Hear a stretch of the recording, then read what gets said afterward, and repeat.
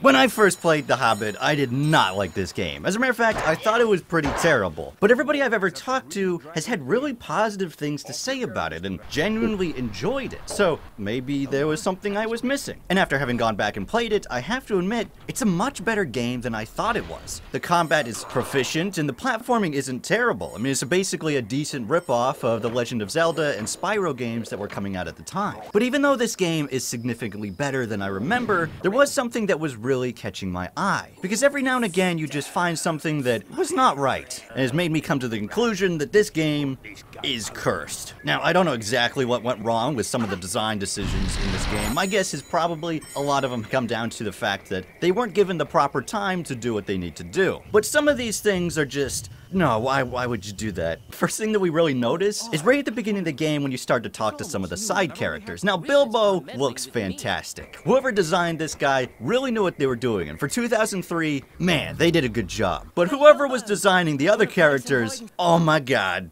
what are you doing?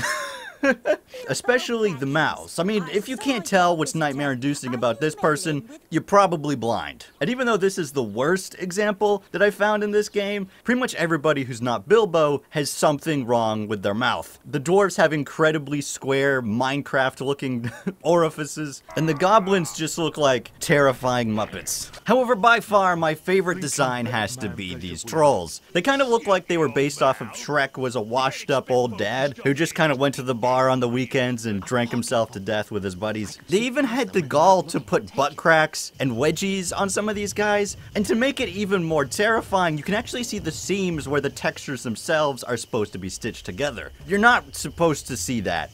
By the way, once you sneak past these trolls and don't get caught, which took me forever, the goal is to get this pouch, which supposedly has a bunch of food or whatever inside of it. But when you get there, it suddenly turns out to be like a living, breathing bad creature. I mean, I'll admit, it's been a hot minute since I've read The Hobbit, but I definitely do not remember this happening in that story. What the fuck? Yeah, that's cursed. However, the cursed nature of this game goes far beyond just the designs themselves, because there are some decisions that make me feel a little bit uncomfortable. For example, there's this situation where you have to try and not get caught by some goblins, and if you do get caught, they run up and grab you and stare you down like they're about to gangbang Bilbo Baggins.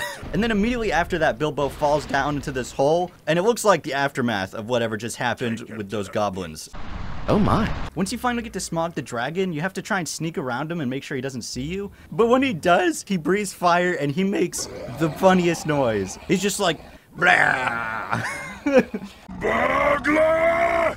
Thieving lake man!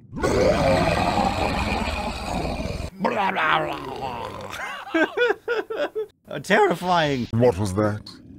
Well, I really must not detain your magnificence any longer. Now, even though many of the design choices are honestly confusing at best and terrifying at worst, I really think it just adds to the interesting charm of this surprisingly decent little game. And if you haven't played this before and you're a fan of The Lord of the Rings, it might be worth checking out, especially on the PC where you can actually get decent graphics as opposed to the PS2 or whatever else it came out on. And if you have agoraphobia though, you probably won't like this game because there's this one level where there's like 1,000 spiders. Half of them can poison you, which is basically a death sentence. So you're just standing there watching the spiders just congregate around you, trying to suck the marrow from your bones, and it's not pleasant. Let's get out of here!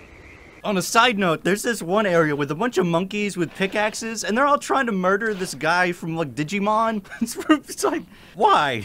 There's just tons of them, and they're all ganging up on this guy, just fucking slamming him with their pickaxes. And why do they even have pickaxes? They're a bunch of monkeys. Don't worry, my Digimon friend. I will save you from the monkey monsters by murdering you. So anyway, if the spiders don't bother you, then you'll probably enjoy this game. And to be honest, this whole thing was actually a pleasant surprise. I really went into this expecting that my initial opinion would be verified, and discovering that I was actually wrong is a reminder that all because we remember something being bad from our childhood doesn't mean it was actually bad in the first place. And that it's important to give things a second chance, because we may find out that we're actually missing something good all along. I hope you enjoyed this video, and if you want to see my initial reactions to playing this game, I actually did a live stream of this, and you can find that on my second channel, Cantina Twitch Vids. There should be a link in the description, or you can just click right here on the video. I'll see you guys next Friday. Goodbye.